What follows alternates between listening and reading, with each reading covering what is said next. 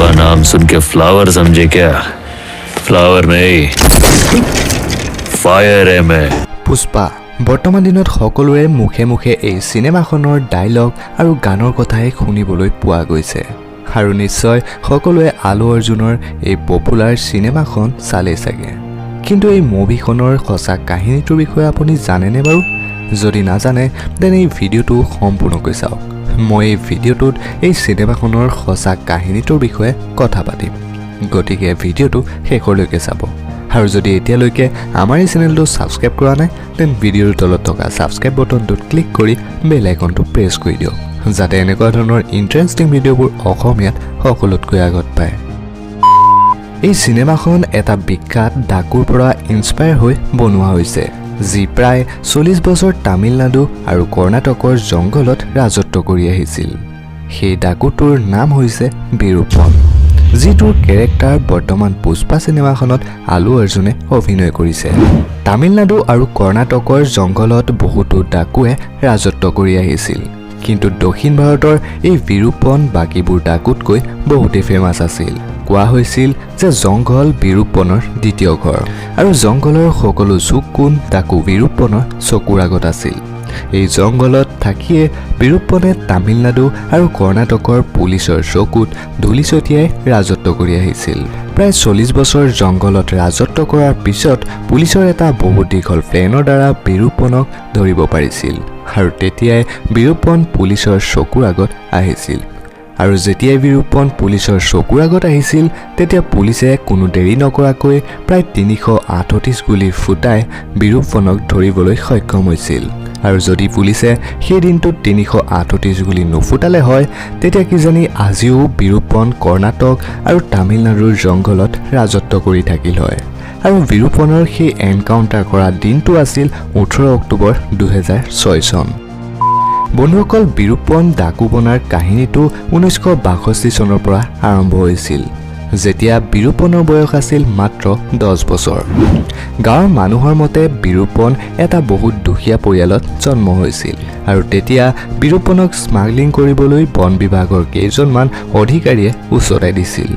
আৰু যেতিয়া সি স্মাগলিং কৰিবলৈ লৈছিল আৰু পইচা ঘটিবলৈ আৰম্ভ কৰিলে তেতিয়া সেই অধিকাৰী কেইজনে তাক মাৰিবলৈ বিচাৰি ফুৰিছিল কিন্তু বিৰুপনে অধিকাৰী কেইজনৰ পৰা হাত সাৰিবলৈ জংঘলত থাকিবলৈ ললে আৰু তেতিয়াৰ পৰাই বিৰুপনৰ আচল কাহিনীটো আৰম্ভ হ'ল পোনপ্ৰথমে 17 বছৰ বয়সত বিৰুপনে এটা হাতীক মাৰিছিল আৰু তেতিয়াৰ পৰাই প্ৰায় 2000 মান হাতীক বিৰুপনে হত্যা কৰিছিল এই হাতীবোৰক মাৰি তাৰ দাঁতবোৰ স্মাগলিং কৰিবলৈ লৈছিল আৰু তাৰ পাছত তামিলনাডু আৰু কৰ্ণাটকৰ জংঘলত পোৱা সকলোতকৈ দামী ৰঙা চন্দনৰ গছ কাটি তাৰ কাঠৰ স্মাগলিং কৰিবলৈ ললে আৰু যেতিয়াই কৰ্ণাটকৰ পুলিচে গম পায় আৰু ধৰিবলৈ যায় তেতিয়াই সি বৰ্ডাৰ ক্ৰছ কৰি তামিলনাডু পায়হি আৰু তেনেকৈ সি তামিলনাডু পুলিচৰ লগতো একেই বিহেভ কৰিছিল আৰু এনেকৈ পলাই সি জংঘলত ৰাজত্ব কৰিবলৈ ললে সি প্ৰায় 184তকৈ বেছি মানুহক হত্যা কৰিছিল আৰু সি এনেকুৱা ব্যক্তি আছিল যি পইচাৰ কাৰণে যিকোনো কামেই কৰিব পাৰিছিল আৰু ইন্টাৰেষ্টিং কথা এইটো যে বিৰুপনৰ মানুহৰ আগত পপুলাৰ হোৱাৰ বহুত ইচ্ছা আছিল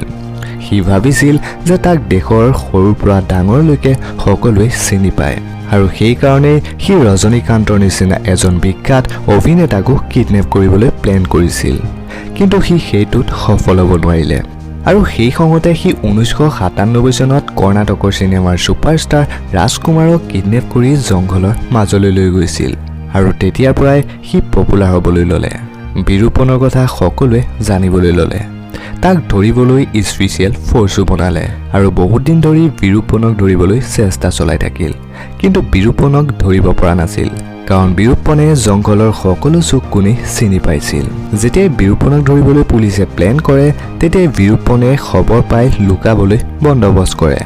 কিন্তু বিৰুপনক কোনোপধ্যে ধৰিব পৰা নাছিল আৰু চৰকাৰে এডভাৰটাইজ উলিয়াইছিল যে যদি বিৰুপনক কোনোবাই ধৰিব পাৰে তেন তাক চৰকাৰৰ ফালৰ পৰা 5 কোটি টকাৰ পুৰস্কাৰ আগবঢ়াব কিন্তু এইটো কোনো কামত নাহিল আৰু তেতিয়াই বিজয় কুমাৰে সেই মিছনত হাত আগবঢ়ালে আৰু বিজয় কুমাৰে বিৰূপণৰ সকলো খবৰ একগোট কৰিবলৈ ল'লে কাৰণ বিজয় কুমাৰে এইটো জানিছিল যে বিৰূপণক ধৰাটো সহজ কথা নহয় ইয়াৰ কাৰণে প্ৰথমৰ পৰাই প্লেন কৰি যাব লাগিব আৰু তাৰ কাৰণে বিজয় কুমাৰে নিজৰ মানুহ বিৰূপণৰ টিমত ভৰাবলৈ আৰম্ভ কৰিলে আৰু বিৰূপণৰ গেঙত লাহে লাহে পুলিচৰ মানুহ সোমাবলৈ ল'লে আৰু তেতিয়াই বিজয় কুমাৰে এইটো গম পালে যে বিৰূপণৰ এটা চকুত কিবা বেমাৰ হৈছে আৰু বিজয় কুমাৰে গম পালে যে বিৰূপণে নিশ্চয় সেই চকুটো দেখাবৰ বাবে ডক্টৰৰ কাষ চাপিব আৰু শেষত সেইটো দিন আহিল যিদিনা বিৰূপণ এনকাউণ্টাৰ হ'ব বিৰূপণৰ লগত থকা পুলিচৰ মানুহে বিৰূপণক ক'লে যে অলপ পাছত এখন এম্বুলেন্স আহিব আৰু বিৰূপণক হস্পিটেল লৈ যাব আৰু সকলো প্লেনৰ মতে হৈ গৈ থাকিল আৰু এম্বুলেন্স আহিল আৰু তাত বিৰূপণ আৰু তাৰ লগৰ কেইজনমান এম্বুলেন্সত বহিল আৰু এম্বুলেন্সখন চলিবলৈ ল'লে অলপ দূৰ যোৱাৰ পাছত ড্ৰাইভাৰে গাড়ীখন ৰখালে আৰু ড্ৰাইভাৰ আৰু ৱাৰ্ডেন তাৰ পৰা গাড়ী ৰখাই পলাই পতং দিলে আৰু য'ত গাড়ী ৰখাইছিল সেই ঠাইত বহুতো পুলিচে হাথিয়াৰ লৈ ৰৈ আছিল আৰু বিৰূপণৰ ফালে ফায়াৰিং কৰিবলৈ আৰম্ভ কৰিলে প্ৰায় 338 গুলি ফুটোৱাৰ পিছত বিৰূপণ এনকাউণ্টাৰ হ'ল আৰু এইটোৱে আছিল পুষ্পা অৰ্থাৎ বিৰূপণৰ আচল কাহিনী